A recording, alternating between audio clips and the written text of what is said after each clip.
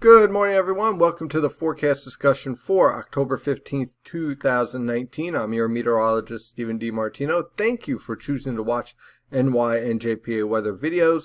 And if you like what you're seeing with these weather discussions, please like, subscribe, and share this video.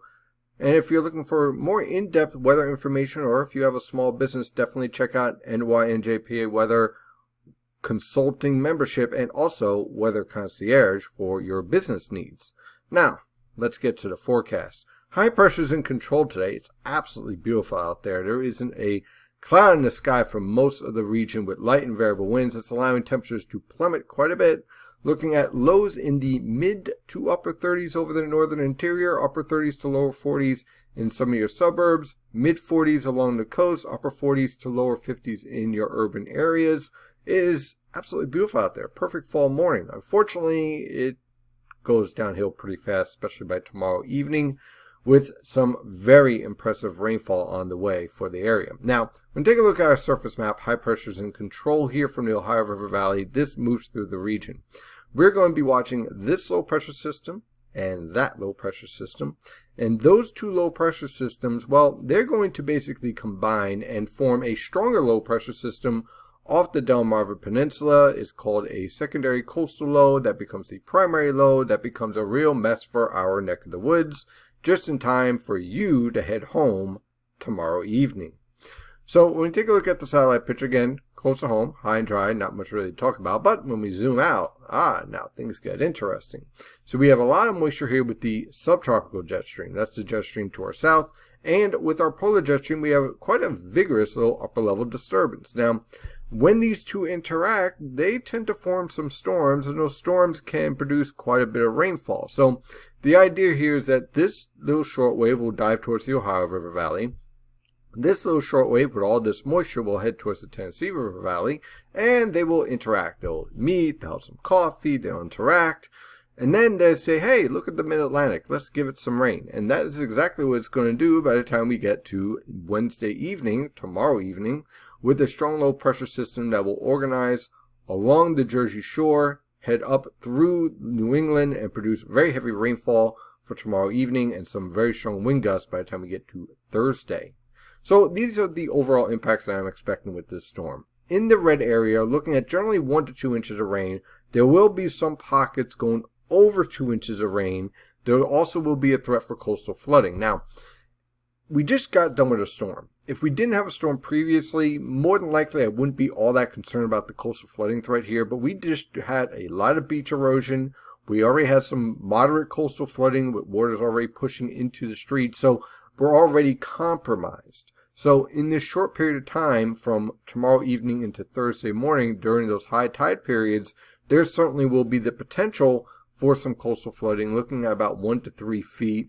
With the worst conditions of this storm ranging from 4 p.m. to 11 p.m. tomorrow.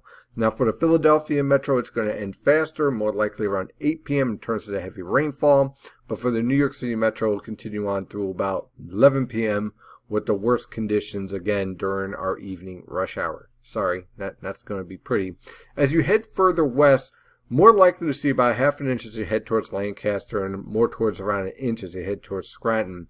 Again, the real focus here is going to be our heaviest rainfall right along the coast once again and then off towards southern New England as our low pressure system rapidly intensifies. Anyway you slice it, it's not going to be pretty. So for today, high pressure and control, tranquil weather conditions, highs in the lower to mid 60s. For tonight, look for increasing cloud cover. Winds are going to start to increase from the southeast.